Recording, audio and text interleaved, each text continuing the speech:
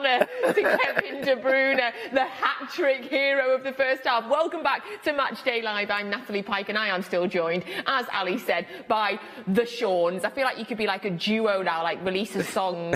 Can you sing? No way. You like music, though. That doesn't have nothing to do with singing.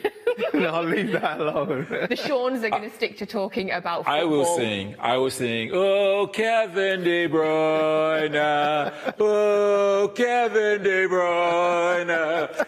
And I will buy it and download it and put it on repeat. Yes, Thank you very much. Hey, that was not a bad freestyle, that. Yeah. Tell us about Kevin De Bruyne.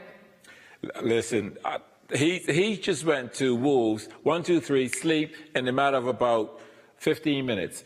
What a player. I mean, he every time I watch him play and I think maybe I've seen the best of what he can, he just goes to another level. He's scoring a hat-trick with his left foot, and we think he's right-footed. All clean strikes. He shows up in the right areas, in these little pockets, and you think, oh, they're going to get a challenge. He comes out. His rate of pass is absolutely spot on. This guy's a real dream to watch. He really is. And I know I'm here to give words about Kevin De Bruyne, but I actually don't have words. This guy's an absolute amazing player. I love that. We think he's right. Allegedly, he's right-footed.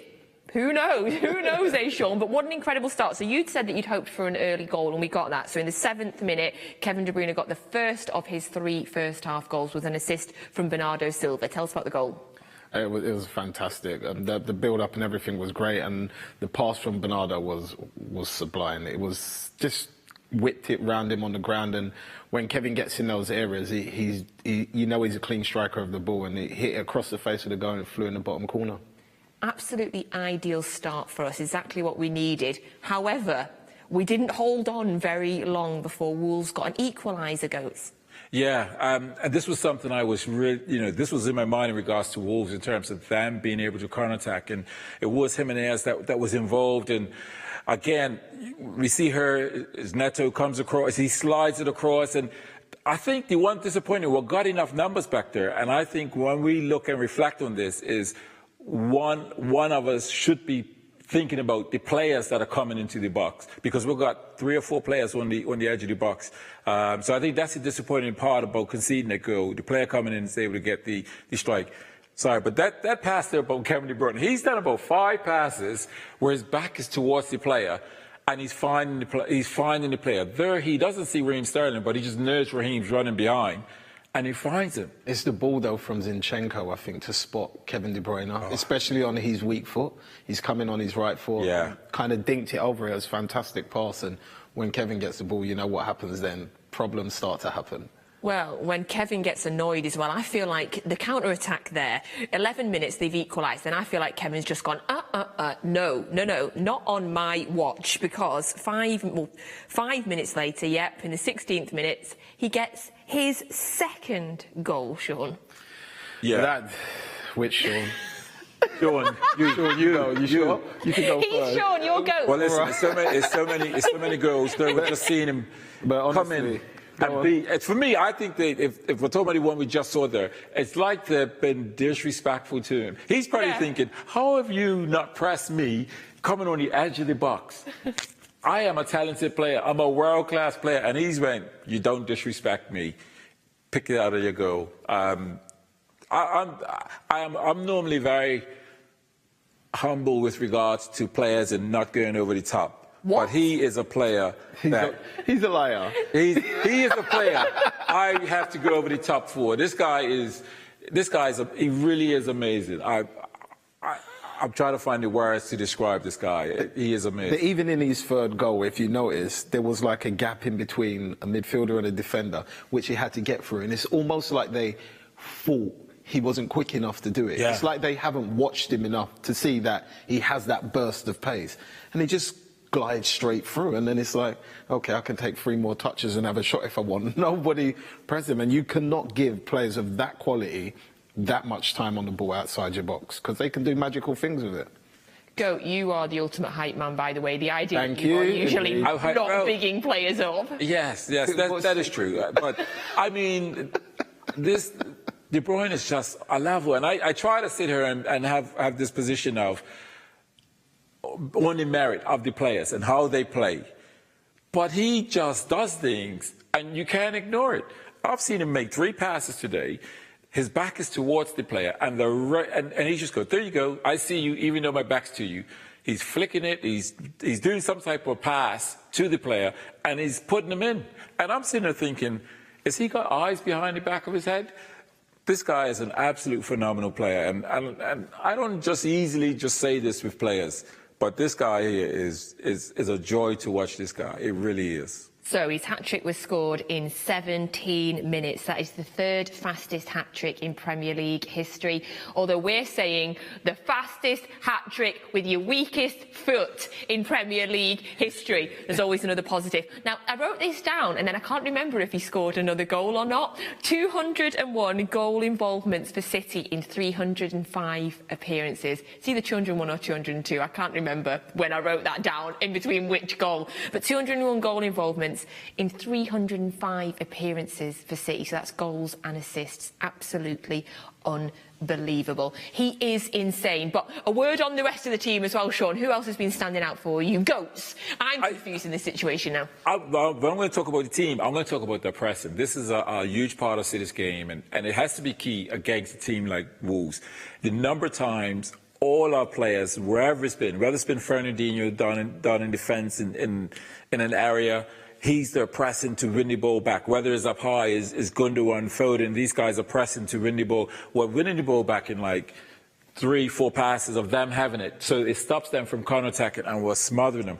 I think this is a huge part to us having success and playing well. But generally, the tempo of how we're passing the ball, I think has been phenomenal, because Wolves will be talking about, you've got to get amongst City to stop them moving the ball quickly. And we've just moved the ball very quickly. And it's been a joy to watch the standard of how we've moved the ball, because Wolves will be very alert that they can't just show up in this game easy. What are you expecting in the second half, Shaun? I think more of the same. I think Goats will tell you what it's like when it scores. And when you score a goal, let alone 3-1, and your team is playing the way it's playing already, anything is possible.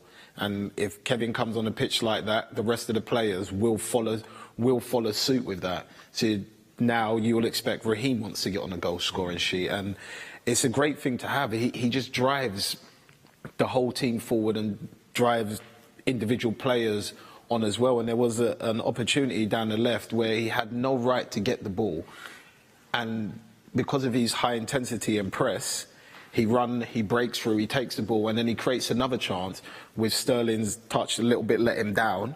But that's the type of player you have in your team, and he just leads by example. And I think the players around him have risen to that occasion. Like, I think Bernardo Silva played amazing in that game as well. Like, you can go through the list of players. Zinchenko, I thought it was unbelievable, considering who he's dealing with. And this young kid is quick. He's most probably quicker than him without the ball. But Zinchenko's done an outstanding job. Laporte, I think they've all played fantastic. And the pressure on the game, and they've all rose to it and said, I'm here to stay, and we're not leaving this place unless we take 3 points with us. Love that. It's absolutely phenomenal, because I think the next goal really is a huge goal, because I think it will allow us to rest players. I think, we score the next goal, the game is done. Someone like Kevin De Bruyne will come off, it'll be 1 or 2 other subs. But Shaun's absolutely right. The way we have played on a big game, we have showed up, and it's a half, and you're like, it's only half. There's more to come. Yeah, more to come. There is more to come. There's another 45 minutes, and I'm not saying, a 2-goal lead makes me nervous these days, but we have got a big second half coming up as well. Now, we're going to reveal whose stats. So, before the game, we showed you 3 different clues. You have to guess who the current or former Manchester City player is. Just to refresh for you, if you haven't seen them yet. This player kept 100 clean sheets over 288 appearances in the Premier League. Clue 2. His only international goal came in his country's opening game of Euro 2012. Clue 3. This player amassed almost 400 appearances for City and Wolves.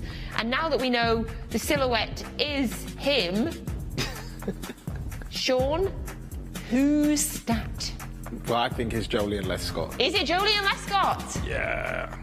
Of course it's Joleon Lescott. I only got it on the Wolves clue, though, honestly. Yeah, it was on the Wolves clue. Oh, we had it early. Goats, what clue was it that sealed it for you? The silhouette on the left foot. Silhouette. Okay. I thought it was the fact that we was working together earlier on. But you heard Shaun's answer. I think it's Joleon Lescott.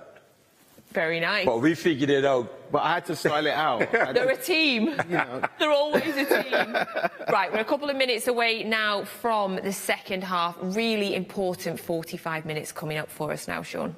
Yeah, it's a massive importance for us not to get comfortable, get complacent, and give them any early chances so they feel like they've got a chance in a game. I think if City just come out and dominate the game the way they did in a lot of stages in that first half, I think Wolves' heads will drop and then he will start making changes and then the game will open up a bit more. Goats, what are you expecting? Yeah, I think it's Jaquinho and Neto. If we can keep them too quiet, I think continue as we did in the first half, score that next goal, and I think we could put the game to rest. I would like to get another early goal so that I can just sit. The emotions recently in these games, you know, the scoring, them equalising, it's just an absolute roller coaster right now. And I'm not a big fan of roller coasters, to be honest. I like a nice smooth, you know. Well, it's never been, if you're a City fan, it's never been nothing else but a roller coaster. As a player and a fan. I know, you're right. It's always been like back in the day, but not today. Today, it's a smooth ride. It's just a smooth ride. Do you know what? I'd probably miss the roller coaster if it was just a smooth ride all the time, so I shouldn't complain. Right, a big 45 minutes coming up for Manchester City. Shaun Wright-Philips and Shaun and we will all be back at full time. Hopefully discussing another 3 points for Manchester City, another 3 points closer to retaining our Premier League title. As always, get your commentary on the Manchester City app. We're handing over now to the wonderful Alistair Mann and Michael Brown.